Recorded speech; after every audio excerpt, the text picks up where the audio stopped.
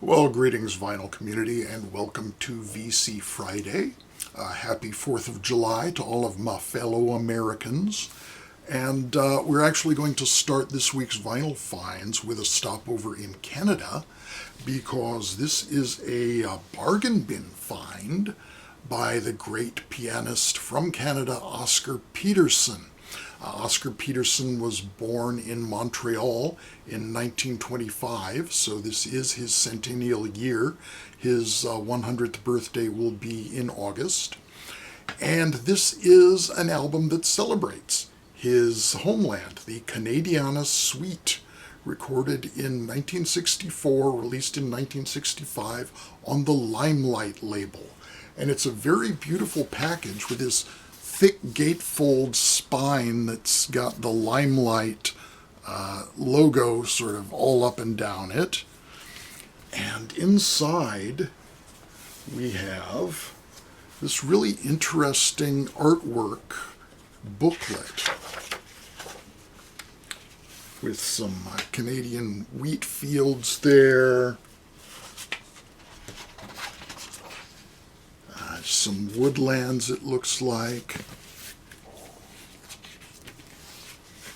There's a piggy, presumably representing Hogtown Blues, which is a sort of slightly backhanded tribute to Toronto. And what looks at first like an abstract, but if you look close, there are a bunch of horses and cowboys. There's a guy riding a bull, and got a wagon drawn by some horses. Got a, I think, dancing lady from the prairie lands of Midwestern Canada. And all this artwork is by Thomas Strobel. Really interestingly designed, with these sort of half pages included in there. Conceptually, the album is sort of a journey through Canada from east to west. So it begins with Ballad to the East, which specifically concerns the Maritime provinces, and ends with Land of the Misty Giants. So that takes us as far west as the Rocky Mountains on the border between Alberta and British Columbia. This is by Oscar Peterson's trio, where he's accompanied by Ray Brown on bass and Ed Thigpen on drums, credited as Edmund Thigpen, so they're being very formal, very classical here. As I mentioned, this copy was a bargain bin find, so I paid almost nothing for this. The cover is a bit soiled, particularly where they put grease pencil markings on the bargain bin items, which is annoying because that's easy to clean off with lighter fluid when the record has a slick paper cover, but this is textured paper that's really going to absorb that, and it's impossible to clean off, but I tried to lessen it a bit. There's also some foxing, which is not very noticeable because it's the same color as the basic album art, but you can see it a bit on the inside. So anyway, that doesn't matter because the vinyl's in great shape. Here it is in this lime green inner sleeve on the Limelight label. Musically, we've got some blues, as already alluded to, some lovely ballads, and just a lot of very, very fine piano playing from Oscar Peterson.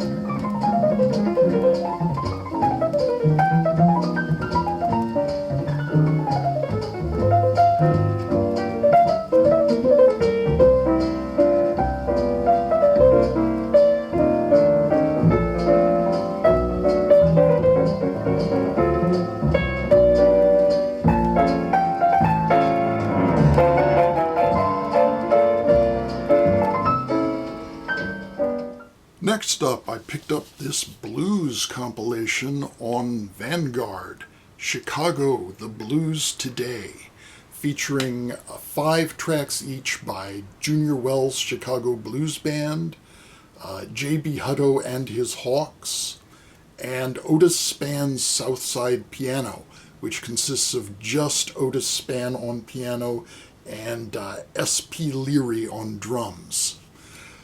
The word today was kind of a theme for the blues with Vanguard in 1966, because they released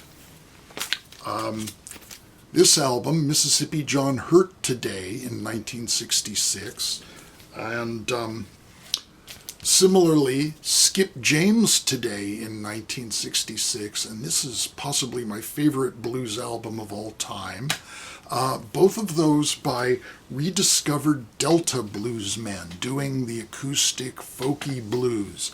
But this is the very urban Chicago blues, and it's the first of 3 volumes released in this series, all released back to back with consecutive catalog numbers, and each one featuring 3 different artists. Well, this volume 1 starts the series off strong with the opening set by Junior Wells. And he's got a ringer in his band too, because he's accompanied by Buddy Guy on guitar, as well as Jack Myers on bass and Fred Billow on drums. The album begins with a tribute to Sonny Boy Williamson, which is basically Help Me, followed by a version of It Hurts Me Too, the old Tampa Red song that is strongly associated with Elmore James.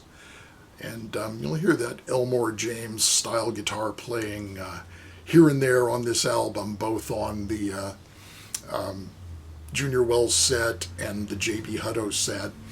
Then he does Messin' with the Kid, the song that Steppenwolf acknowledged stealing from Junior Wells in their song, Tighten Up Your Wig. And then he gets pretty topical with a track titled Viet Cong Blues. So this is basically just a very fine sampling of contemporary 60s rocked up urban blues by the original masters. And I only just discovered that this copy has a receipt in it from a Discount Records in Berkeley. That must have been before my time. It was sold on August 17th, but it doesn't say of what year. And it originally cost $4.29 with 21 cents sales tax, which means that was quite a while ago, because today that would be about double that much sales tax. Well, I couldn't do nothing but stay on that road and cry. Then I couldn't do nothing but stay on the road and cry. I didn't need so much. You were there by my side.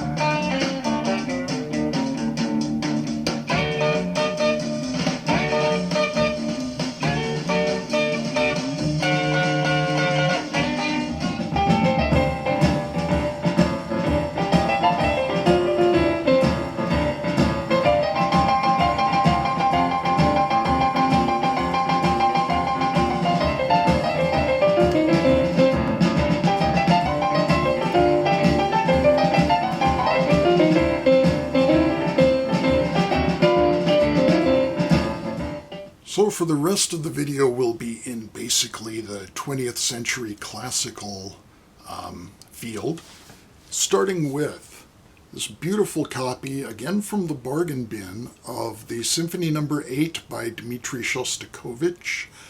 This is a recording by Andrei Previn conducting the London Symphony Orchestra from 1973, and it comes with this little insert about Andrei Previn. It folds out with some information, a nice photo and a little discography on the back. This is on the Angel Records label. Not sure why this was relegated to the bargain bin. It's a beautiful copy. It was in the shrink. And this is just a great piece of music. It's a wartime symphony. It was composed in 1943. And very much reflects both Shostakovich's experiences in a country at war, and his experiences as a subject of an oppressive regime, because Shostakovich was by this time a very prominent composer, and the Soviet government was keeping a strong eye on him. He was very much under the microscope to make sure that he wasn't producing any music that expressed anything that went against Soviet ideals or expressed any kind of improper ideology, which incidentally is a phrase that has been used in 2025 United States of America by our present-day regime with regard to material that may be shown in federally funded museums. So that's something to think about for those of us experiencing the current American regime. It's a very long symphony. Both sides of the LP are over 30 minutes. The first movement alone is 25 minutes, a long adagio beginning with a very sparse texture, basically just strings playing a simple melody and accompaniment with a very elegiac, brooding, sorrowful character. But eventually it builds up in the middle to a very dense and busy part when the percussion come in. There's a lot of xylophone going on there, the timpani, and a sort of nagging beat on the snare drum, and the brass come in to really bring it to a congested and concerned expression of the darkness that's going on in the world.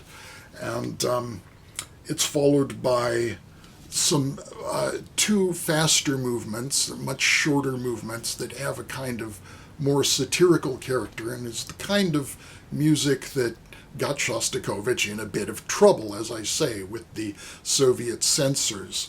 And altogether, really, really fascinating piece of music. I don't listen to enough Shostakovich. I need to remedy that.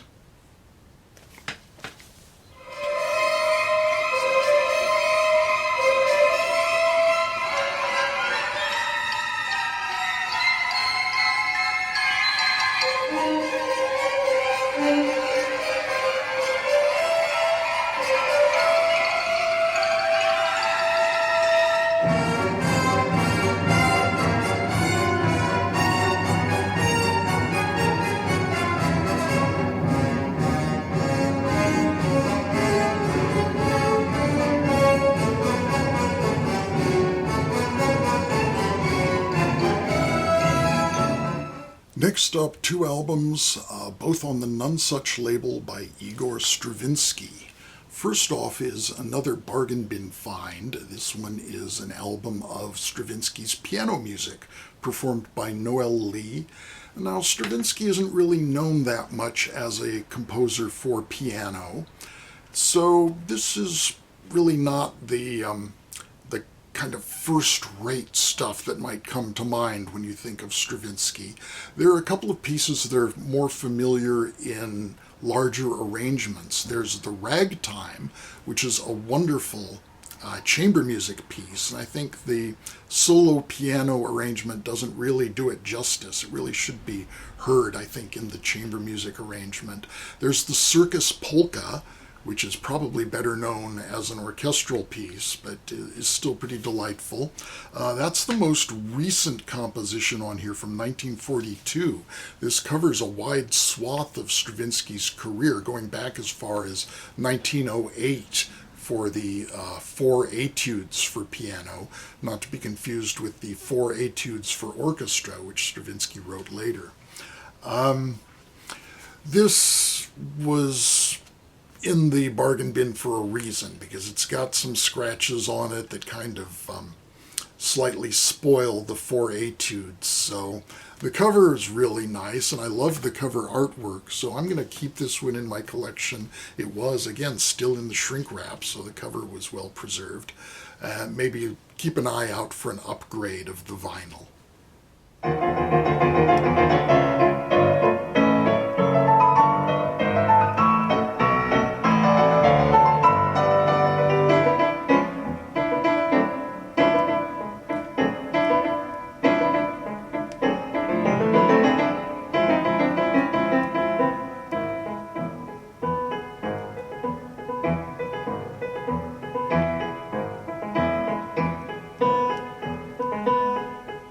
And then the other Stravinsky album, also on Nutsuch, is an album of vocal music featuring Les Noces. Les Noces is a composition I talked about a little while back when I picked up an album on Columbia with Robert Kraft conducting. This version is conducted by Pierre Boulez and is a very solid performance indeed of a piece that I think kind of is really notable for its influence on the likes of Magma and the whole Zool movement in prog rock. On the flip side of this album, we have some smaller pieces for female vocal and chamber ensemble. Pribautki for soprano and 8 instruments. Berceuse du Chat for mezzo-soprano and 3 clarinets. Very unusual instrumentation there. 4 Russian songs for soprano, flute, harp, and guitar. And 4 Russian peasant songs for women's chorus and 4 horns. Again, really unusual idea of accompanying the vocals with just multiples of a single instrument. And it's kind of wistful to see on these Nutsuch pressings from the 60s the little note that indicates that Stravinsky was still alive at the time. We get its birth year only. This is one of those albums that Nutsuch licensed actually from a European label, so it's also noted on here that this is for sale in USA and Canada only. So if you see this album and you don't live in USA or Canada, don't. And this, by contrast with the other, which was a bit scratched up, this was a pristine, still sealed copy with a sticker from the warehouse still on the back. Original price was $2.97.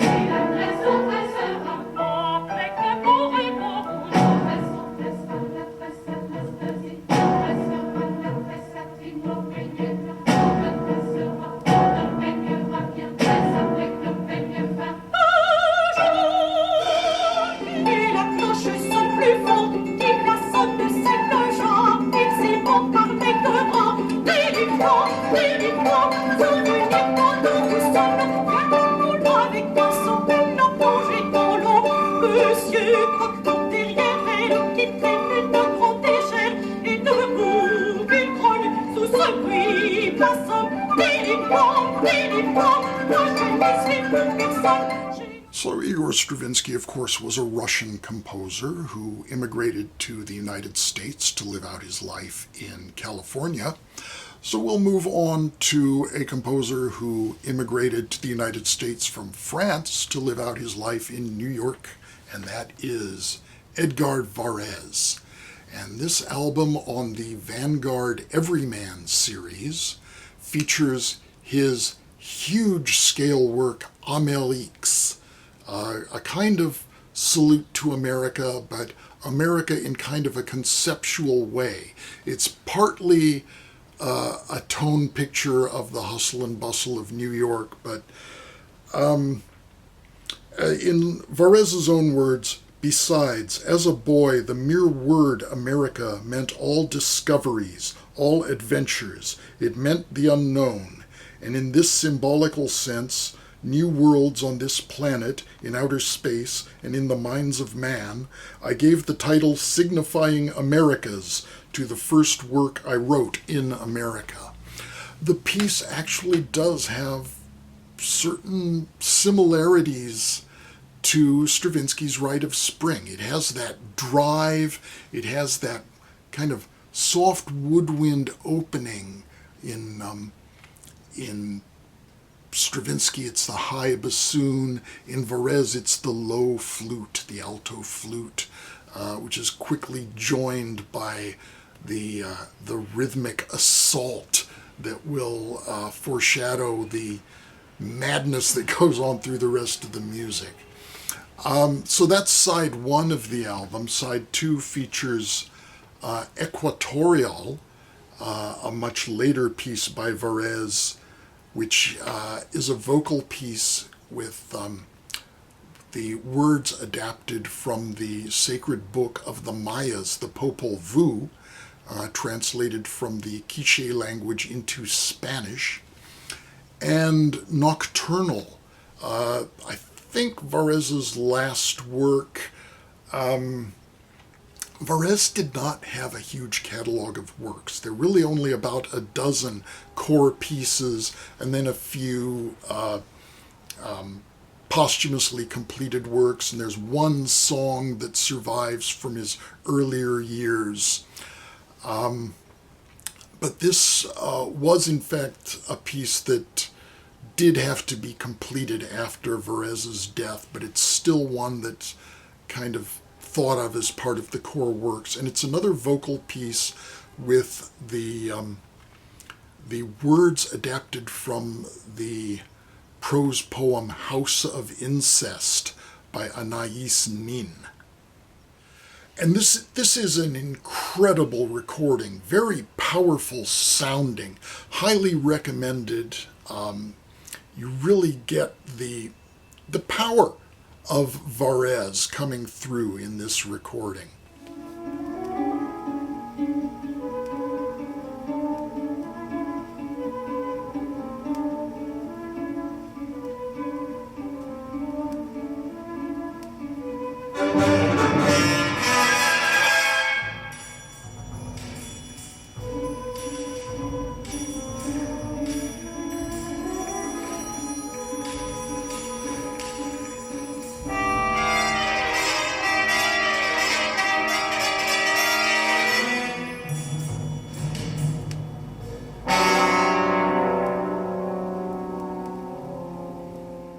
And then, well, these records all had to have been dumped by the same guy. More Varese. This time we're back to the Nonesuch label, and an album of music for larger chamber ensembles with 2 instrumentals and 2 vocal pieces, including another performance of Equatorial.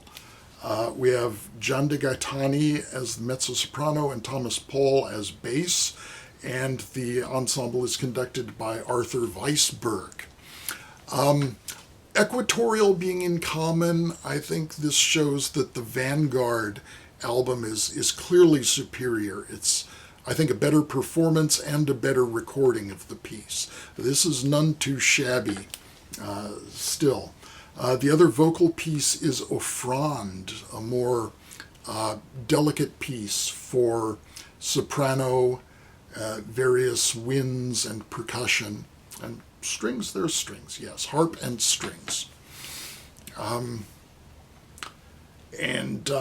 Besides those, we have Octandre and Integral, the purely instrumental pieces, again featuring a lot of winds and percussion. Varese wasn't that big on the string section. He really liked to emphasize the winds and percussion in his instrumentation.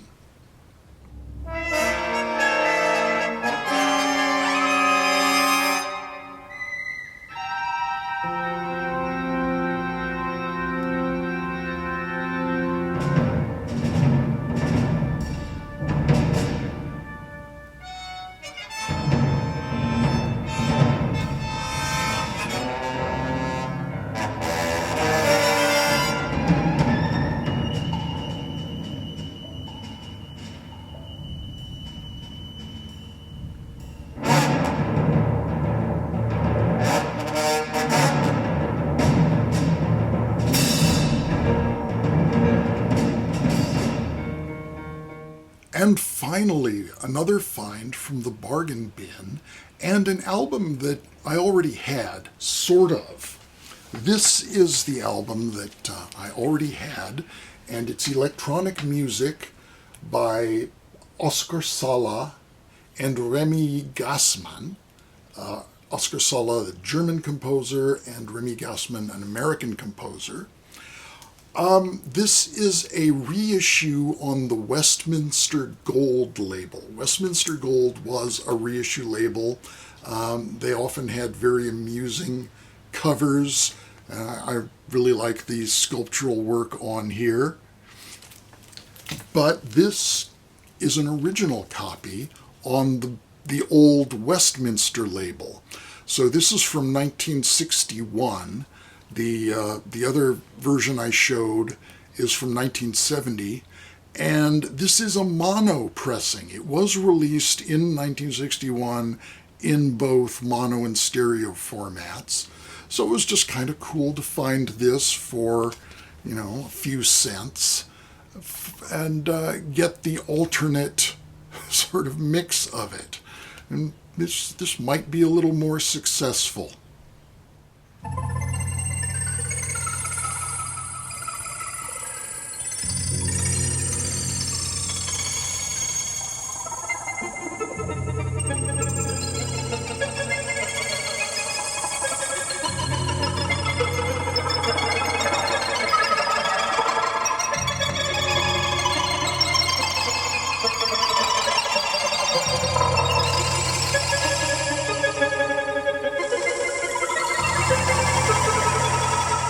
So that's another VC Friday done and dusted. Thank you all for stopping by.